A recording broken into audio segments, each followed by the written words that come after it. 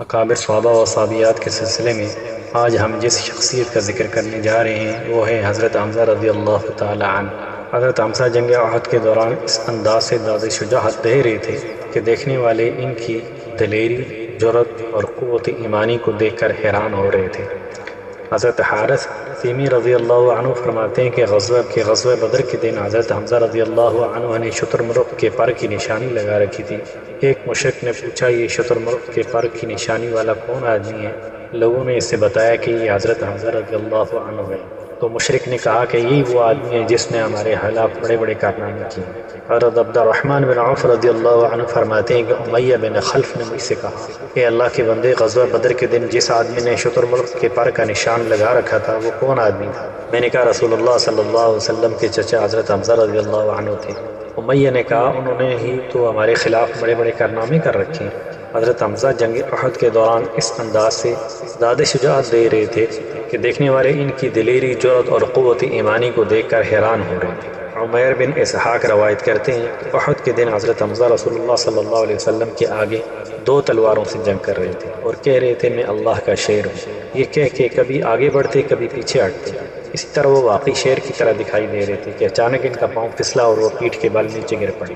انہیں گرتے ہوئے وحشی اسود نے دیکھ لیا اور نیزہ کھینچ مارا جس سے وہ شہید ہو گئے۔ حضرت کعب بن مالک سے روایت ہے کہ رسول اللہ صلی اللہ علیہ وسلم نے احد کے روز فرمایا کہ کسی نے حمزہ کی قتل گاہ دیکھی ہے؟ ایک شخص نے عرض کی اللہ آپ کو غالب کرے، میں نے ان کا مقتل دیکھا ہے۔ آپ نے فرمایا ہمیں وہاں لے چلو، چنانچہ وہ شخص آپ کو اس جگہ لے آیا۔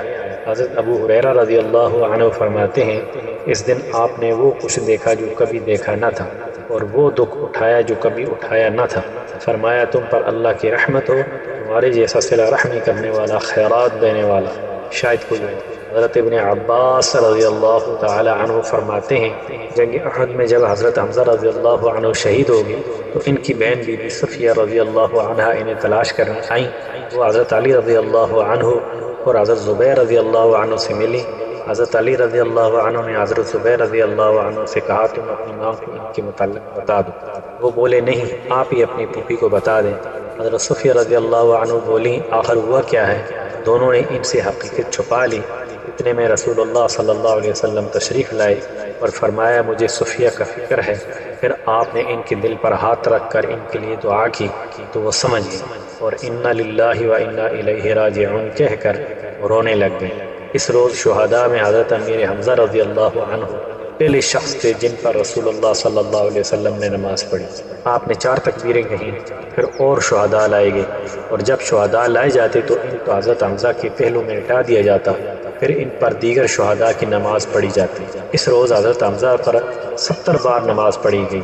عطاء ابن یسار رضی اللہ عنہ فرماتے ہیں رسول اللہ صلی اللہ علیہ وسلم جب احد سے فارغ ہوئے تو بنی عبد الاشحل سے گزرے۔ وہاں کی عورتیں اپنے ان عزیزوں پر رو رہی تھیں جو جنگ احد میں شہید ہوئے تھے۔ آپ نے انہیں روتے ہوئے دیکھ کر فرمایا کوئی نہیں جو حمزہ کے لیے روئے۔ سعد بن معاذ رضی اللہ عنہ نے سنا تو بنی عبد الاشحل کی عورتوں کے پاس آئے اور انہیں رسول اللہ صلی اللہ علیہ وسلم کے گھر بھیجا۔ وہ حضرت حمزہ رضی اللہ عنہ پر روئیں۔ آپ نے سنا تو فرمایا تم پر اللہ کی رحمت ہو، اللہ تمہاری اولاد پر رحمت کرے، تمہاری اولاد کی اولاد پر رحمت کرے، اور انہیں واپس کر دیا۔ اور اس کے بعد آج تک انصار میں سے ہر عورت اپنی میت پر رونے سے پہلے حضرت حمزہ رضی اللہ عنہ پر روتی ہے۔